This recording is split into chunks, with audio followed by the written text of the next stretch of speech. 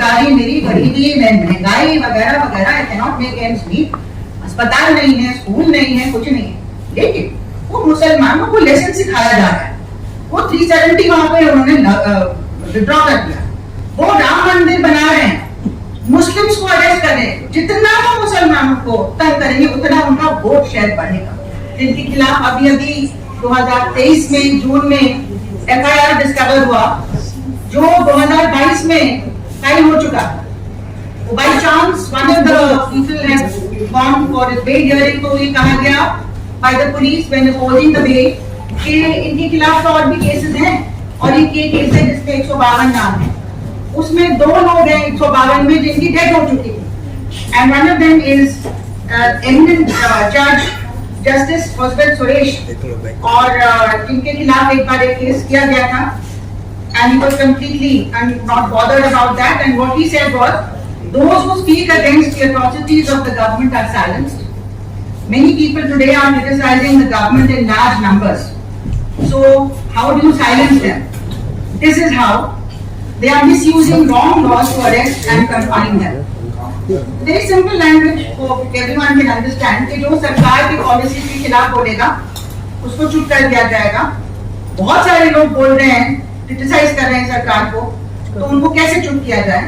तो ये कानून बनाए जाते हैं UAPA जैसे, जिसमें आप किसी को भी अरेस्ट कर सकते हैं, कोई भी चार्ज लगा दीजिए, और बिना ट्रायल के आप लोगों को सालों सालों तक इंकार्सरेटेड रख सकते हैं, बेल डिनाई कर सकते हैं। जो आपका सबसे पहला हक है बेल का, वो भी आपको नहीं मिलेगा, कोई केस आपके खिलाफ हो ना हो। तो साथियों, ये जो चल रहा है, कई सारे नाम हमारे सामने आए, तो ये काफी पहले से चल रहा है। 2013 का आपने सुना कैसे प्रोफेसर साई बाबा को पूरा झूठा केस उनके खिलाफ बना के, हमारे कॉलीग हैं दिल्ली यूनिवर्सिटी में, मैं पूरा प्रेसिडेंट उसके बाद बनी थी, तो as the president of the Delhi university teachers association I came to know more about the case and doing already as an eminent scholar and poet and teacher. और किस तरह से पूरा ऐसा केस जो एक वो भी एक इलेक्ट्रॉनिक एविडेंस पे कि कोई चिट्ठी मिल गई लैपटॉप पे, उस टाइम भी कहा कि ये तो अपने आप को कुछ और नाम से बुलाते थे, टोटली कॉन्कॉक्टेड, और घर में रेड करके बिना प्रोटेक्ट किए जो भी उन्होंने वहां से चीजें उठाई उनको सील नहीं किया। तो पूरा का पूरा मेडअप केस था। 800 पेज के कन्विक्शन जजमेंट में कहीं भी नहीं था, ये क्लेम भी नहीं था कि उन्होंने किसी वायलेंट एक्ट में या तो पार्टिसिपेट किया या डायरेक्ट किया, उसमें साजिश की, उनकी कुछ भी ऐसा नहीं है। लेकिन ये एक्यूजेशन था कि किसी ऑर्गेनाइजेशन के मेंबर हैं जो बैंड है, वो भी हर जगह बैंड नहीं था, और वो भी प्रूव नहीं किया। तो उस सस्पेशन में इनको लाइफ इम्प्रिजनमेंट दिया गया, और कहा गया most important sentence in that judgement is that he and that group are against development. That is the key word to understand everything that has been happening in this country for the last 2 years. साथियों, ये जो development के नाम से आपके हमारे देश के जो रिसोर्सेज हैं, 90% of which you will find in these remote forest land, these areas where tribals are living, Adivasis are living. तो ये कैसे हथियाया जाए, ग्लोबल कैपिटल के हाथ में जाए, सारा झटका नहीं है। इसके लिए आपको एक अच्छा एजेंट चाहिए जो सरकार में सत्ता जीत के आए, सरकार में बैठे, और वो एजेंट जो है फिर आपका काम करेगा। जैसे आप डिक्टेट करेंगे पॉलिसीज, वैसे ही किया जाएगा। इसके लिए सरकार को ग्लोबल कैपिटल को 2 चीजें करनी है। एक तो ऐसी सरकार, ऐसे पॉलिटिकल डिस्पेंसेशन को पावर में रखा जाए, और दूसरा उनको इस्तेमाल किया जाए अपनी पॉलिसीज लागू करने के लिए। तो उनको आप पावर में रखने के लिए पैसा भी देंगे, चाहे वो इलेक्ट्रल बॉन्ड्स के थ्रू है, चाहे वो और तरह के फंडिंग है, चाहे वो मीडिया को कैप्चर करने के लिए अपने पैसे का इस्तेमाल किया जाए, और वो आपको इस तरह से हेल्प करेंगे कि जितनी भी सरकार की एजेंसीज हैं उनके ऊपर स्टेट के जो भी इंस्ट्रूमेंट्स है, ईडी है, पुलिस है, जहां तक कि ECI है, और कुछ हद तक जुडिशरी भी कॉम्प्रोमाइज है इस मामले में, उनको इस्तेमाल किया जाए उन्हीं ग्लोबल कैपिटल फोर्सेस का फायदा करने के लिए। और उसमें एक चीज बहुत जरूरी है कि जो क्रिटिक्स हैं इस मॉडल ऑफ डेवलपमेंट के, जो साथ दे रहे हैं उन गरीब आदिवासियों का, जो लड़ते लड़ते कितने उसमें हजारों लाखों इनकार्सरेट हो गए, जिनके लिए स्टैन स्वामी जी लड़ते लड़ते उनकी डेथ हो गई। तो ऐसे लोगों को किस तरह से क्रश किया जाए या बाजें बंद की जाए, क्योंकि ये बाजें इंटरनेशनल अरीना में पहुंच जाती है। जैसे साई बाबा जो बात गरीब आदिवासी नहीं कह सकता है, वो पढ़े लिखे scholars, lawyers, activist, students, researchers, writers, चाहे वो गौतम नखनका हो या आनंद तेंदुलकर हो या सुधा भारद्वाज हो या एक्टिविस्ट रोना विल्सन जैसे हो, ऐसे तमाम लोग या सुरेंद्र गार्लिन जैसे वकील हो जो ऐसे एक्टिविस्ट को डिफेंड भी करें, या स्कॉलर्स हो हैनी बाबू की तरह, ऐसे सारे तमाम लोगों की आवाज कैसी दबाई जाए, कैसे जो ऑपरेशन ग्रीन हंट जैसे इनफेमस एक सरकार का ऑपरेशन चल रहा था उसके खिलाफ बोलने वाले लोगों को बंद किया जाए।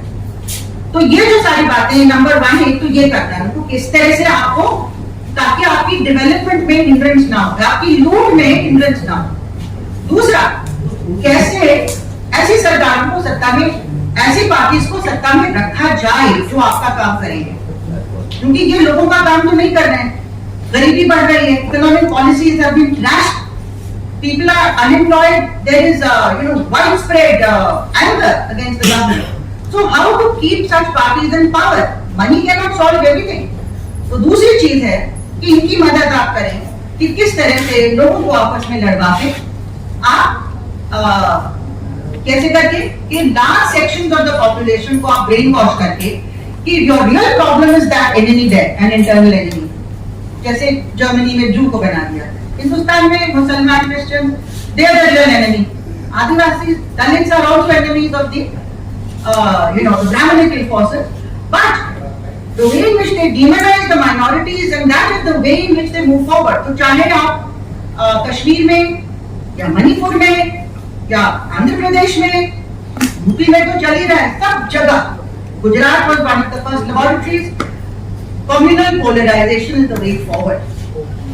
उसमें क्या होता है कि अगर large section of the people are brainwashed, then rather than looking at their own problems, मेरी बेरोजगारी, मेरी गरीबी, महंगाई वगैरह वगैरह, I cannot make ends meet, अस्पताल नहीं है, स्कूल नहीं है, कुछ नहीं है, लेकिन वो मुसलमानों को लेसन सिखाया जा रहा है। वो 370 वहां पे उन्होंने विड्रॉ कर दिया, वो राम मंदिर बना रहे हैं, मुस्लिम्स को अरेस्ट कर रहे हैं। जितना वो मुसलमानों को तंग करेंगे उतना उनका वोट शेयर बढ़ेगा। The perception in a communalized population is that. और जो बचा कुचा है वो ईवीएम से आप हासिल कर लेंगे by misusing the Election Commission of India and this machine policy, जहाँ पे एक वोटर स्लिप तक नहीं निकलती, जो 2013 में सुप्रीम कोर्ट ने कहा था कि स्लिप निकलनी चाहिए। Voter should see where vote is going and then put it into the ballot box. अभी ये केस लड़ रहे हैं प्रशांत जी कोर्ट में इस मामले में। तो ये जो सारी चीजें हैं, इसमें आप देखिए कि जो ये मैरिज ऑफ अलाइड, जो मैरिज ऑफ कन्वीनियंस है between global capital and between such forces all over the world, the rightist forces are being used in the service of global capital, and India is no exception. ये लोग पाकिस्तान में दूसरा काम करेंगे, दूसरे देश में दूसरा काम करेंगे, यहाँ पे Hindu majoritarianism is going to be used and it is being used. तो मणिपुर में भी आपके जो फॉरेस्ट लैंड है उसको हथियाना है, तो आप देखिए कि वहाँ पे किस तरह से कुकीज को डिमोनाइज किया गया है, और मतलब दोनों कम्युनिटीज को आपस में लड़वाया जा रहा है, ब्रेन वॉश किया जा रहा है, एकदम पोलराइजेशन हो गया है वहाँ पे। इस तरह से आप हर जगह तहत बोल रहे हैं। कश्मीर में माई द ट्विन एजेंडा मानिस को फॉरेस्ट लैंड्स आ गए, क्या है वहाँ पे? That was the main interest, and the communal part is something which is being used to achieve that major objective. तो इसी के साथ मैं बहुत ज्यादा और नहीं कहना चाहूंगी। This is my understanding in my limited understanding of this issue over the years, and my complete solidarity with all the 152 accused, including with Hargopal and Ravichandra ji. I just mentioned the other day and said हम लोग हंस रहे थे। अभी next week we found out अभी इनका तो नाम FIR में है, और बहुत सारे हमारे साथी जो हैं। We demand that the FIR is completely squashed. It is a bogus FIR. We also demand that the Bhima Koregaon case is squashed. वहाँ पे prove हो गया है, आर्सेनल जो international forensic digital forensic lab है, कितना एविडेंस निकाला है 2020 में 2021 में कि ये पूरा का पूरा प्लांटेड एविडेंस है through this malware which has been purchased by somebody, and we all know who it must be who has purchased it, whether it is from Israel or anywhere else, and the way in which they have incarcerated activists against the CAA, Citizen Amendment Act, चाहे उमर खालिद हो या गुलफिशा हो, you know, nowhere was she a political activist that you could say, but young people like her have also been incarcerated. And how this is being used in a big way against Muslim activists, because that is also part of that agenda, to demonize the Muslims and to win popularity among the brainwashed masses through this kind of demonizing of the minorities. खबरों में बने रहने के लिए forum 4 को subscribe करें और notification पाने के लिए बेल आइकन दबाएं।